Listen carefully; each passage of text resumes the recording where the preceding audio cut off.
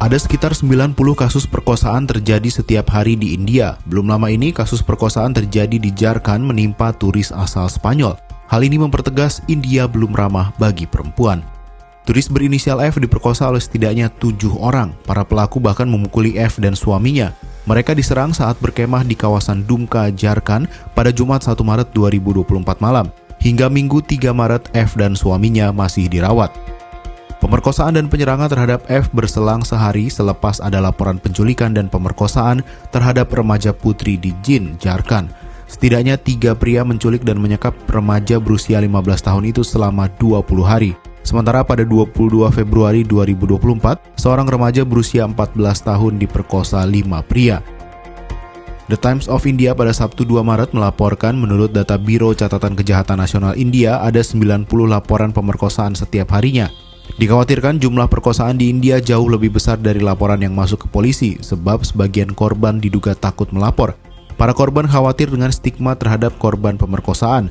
Mereka juga malu dan tidak percaya pada sistem hukum. Apalagi pengadilan kerap lambat memutuskan kasus-kasus pemerkosaan. Perkara bisa berlangsung bertahun-tahun. Vonis pelaku pun kerap ringan dan kadang pelaku sama sekali bebas.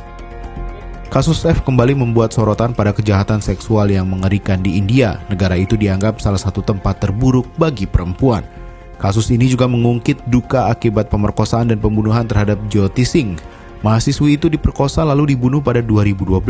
Kejahatan itu dilakukan 6 pria di dalam bus di New Delhi. Akibat kasus itu, New Delhi diguncang unjuk rasa lebih dari sebulan. Sementara itu, para pembela hak perempuan di India menyebut awalnya pihak berwenang menganggap pemerkosaan sebagai masalah sosial dan budaya. Pemerintah tidak menganggapnya sebagai masalah yang bisa diselesaikan secara hukum.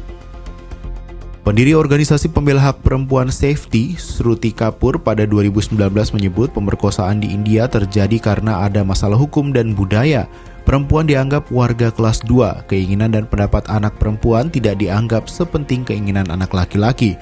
Anak perempuan belajar untuk tunduk sejak awal di lingkungan keluarga. India perlu mengubah konstruksi sosialnya. Orang India perlu belajar menghormati perempuan sebagai makhluk setara, bukan warga kelas 2 apalagi objek kekerasan seksual. Pria India pun perlu belajar kekuatan tidak dibuktikan dengan memperkosa perempuan.